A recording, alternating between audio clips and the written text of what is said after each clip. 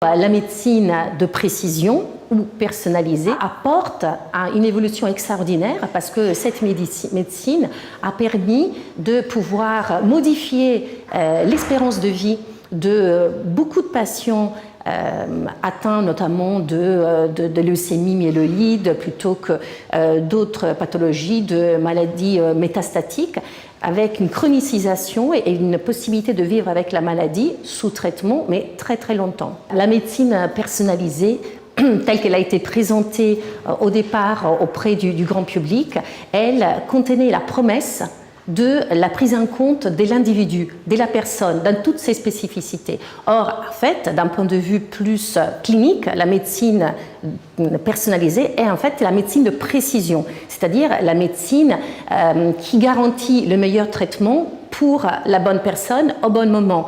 Mais ce n'est pas nécessairement la personne qui est prise en compte, mais c'est son patrimoine génétique, ses molécules, sa tumeur.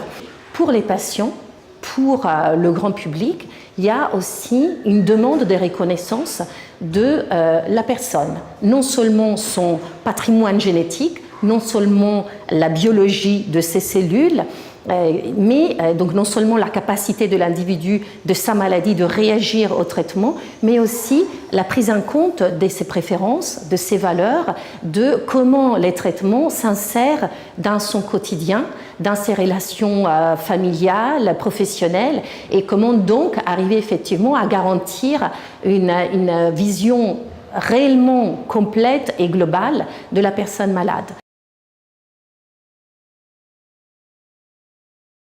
Il est extrêmement important de considérer que tout l'accompagnement autour de cette prise en charge, pas seulement thérapeutique, mais prise en charge bien de la personne, fait partie de l'innovation et doit aller encore plus loin. C'est une demande des patients et c'est l'avenir. Il faut mettre du care dans le cure. Au-delà du consentement éclairé, il faudrait aller encore plus loin, c'est-à-dire faire partager la décision aux patients.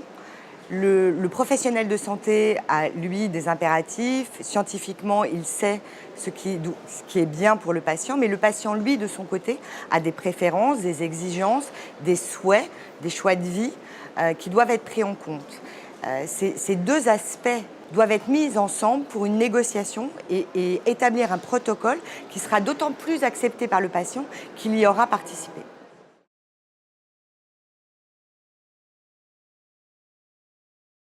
Les patients aujourd'hui sont avides de connaissances. Ils ne veulent plus être seulement des patients, mais devenir acteurs de leur propre vie, acteurs de leur maladie, c'est-à-dire devenir des actions, ce qu'on appelle nous à la FNER des actions. On se rend compte que plus on est conscient de ce qu'on prend, de ce qu'on ingère, mieux on peut se défendre. Et en acceptant le traitement, on ne le subit plus, mais on l'accepte comme un cadeau qui va vous aider